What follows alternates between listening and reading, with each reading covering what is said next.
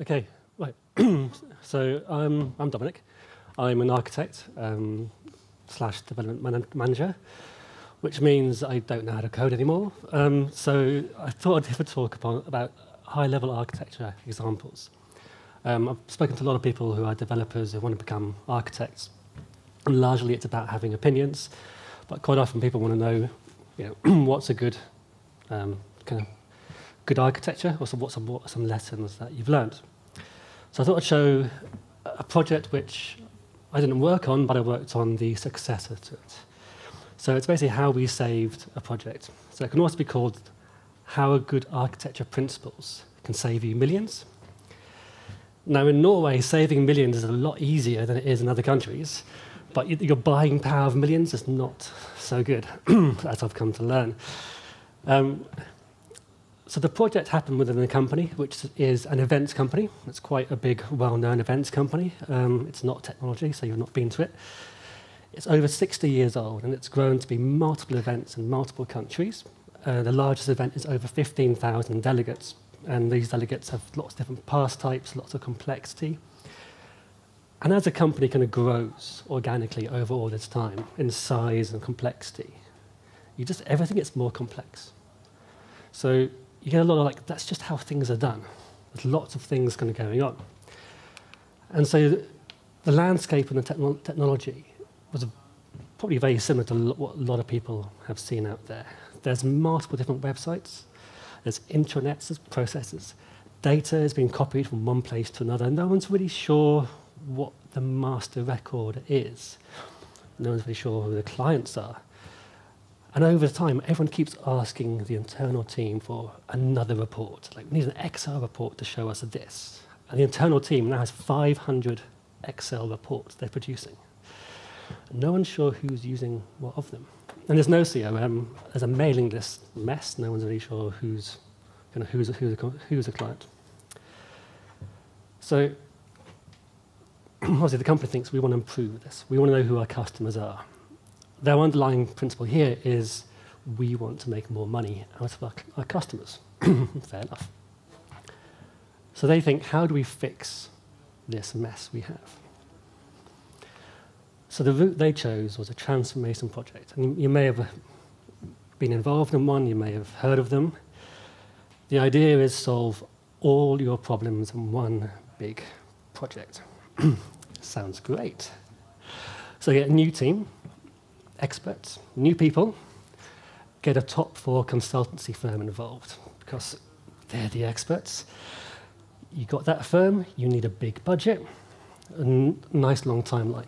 So what could possibly go wrong?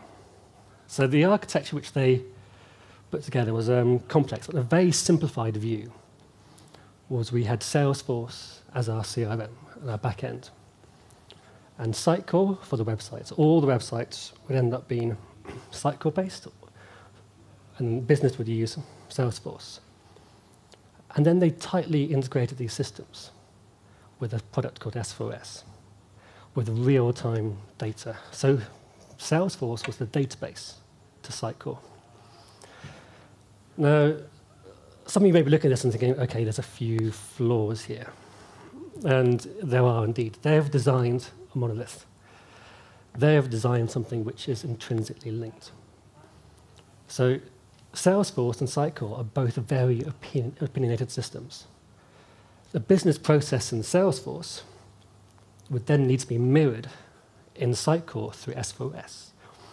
There was that tight link basically meant that you had one large bulk project. But to make matters worse, they then decided that separate companies would build separate components of this, which may not be the best idea.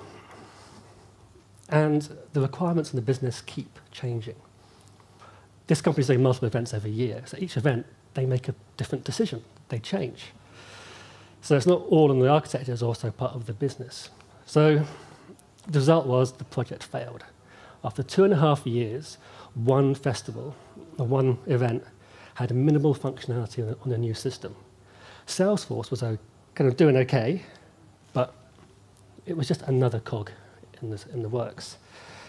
So how do they fix this problem? Well, they decided use the in-house team, which is kind of like being handed a really big hot potato. And I was part of this team as an architect and a development lead. And it's kind of strange being given a project which has failed, because you kind of know what's gone wrong. But there's been lots of promises presented. The business has been told that this is the solution to everything. Suddenly you have to deliver that. So it's kind of like, where do we start? So we went back to architectural principles. We were lucky that we could reboot the project in some way. So we could go back to the foundation of how are we going to build this. And an architectural principle is a foundation that you use to make a decision further on in the process. It's unique to your project or your organization, and it's based upon your experience largely. Also, it helps if you can have common principles across different teams, and that lets you talk to other teams working on the same thing. And it's about being not too constrained, but as a guideline for future decision-making. To me, as an architect, I would say this, but the principles are as important, if not more important, than the details of your architecture. The details get decided by your principles. Once you've decided what technology to use, that's really important, but to get there, you need to know how you made that choice and how to defend that choice. So I'll just go through our architecture principles. And the first was we wanted to plan for our organization's culture. The company culture couldn't give us a fixed, defined answer, which would last for all time. So we weren't going to rely on that. We were going to try and improve process if we could, but if not, we'd have to work with it. We also planned for our abilities. So we knew you had internal developers. We didn't want to reshape the team, get new technology in. We needed to work with what we had. And we had to prioritize. Now, this is, in every kind of project I manage, the key to everything is know your priorities. For an event, this event is on this day, this fixed day. Everything has to hang off from that date. So with an event, you've got a very strong priority of this event has to happen, your ticket sales have to happen, etc. So we can work out what we actually need versus what the business wants. And we plan for failure, which is kind of negative, but this is human and technological failure. Plan for part of your system breaking. Plan for part of the process in the company not being exactly sure what they're doing. And fundamentally, which as developers you will like, is allow for the independent development and deployment of systems. Because this also reduces your dependencies across your technology stack. So if you can develop Salesforce separately to Sitecore, great, do that when you can, because you don't want to be tied up. So quickly skirting to what we evolved the architecture to, basically, Salesforce was looking fairly healthy. The business was kind of happy with where that was going. We found out we didn't need a real-time data sync. We just needed, what would need to be real-time was for the user to be able to purchase passes, be able to see what was going on. So we stripped out Sitecore to just be a CMS, an authentication layer, partially because we didn't have much Sitecore experience in-house. And Sitecore, their business model is to work through suppliers and vendors. So if you are a client who have bought Sitecore and want to develop it, you get very little help. So we decided to focus on what we knew. So we kind of built React components within Sitecore to work with an API, which actually ran on Lucy, as we had some kind of old Cold Fusion developers lying around. And on Microsoft SQL Server, we stuck all our data in there, and we used Alteryx as a just-in-time data sync. And that allowed us to be quick with the data, so the business could have the data they needed in near real time. But if Salesforce went down, the site didn't care. Alteryx would pick up and sync later on whenever it was there. So you basically managed to build and each one of these kind of blocks is independently deployable, independently developed. Although all the bits in red were like a single team working together. And it also allowed us to put in legacy data into the SQL Server to use.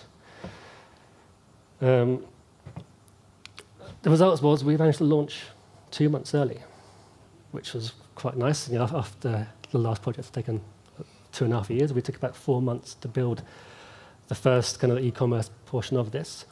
And we had something solid to build on and work on. And they're kind of expanding this now. I've left the company now, but they're retiring Sitecore and moving on. But as each component is separate, they're free to do that. So hopefully that was some architecture principles which were of interest. Thank you.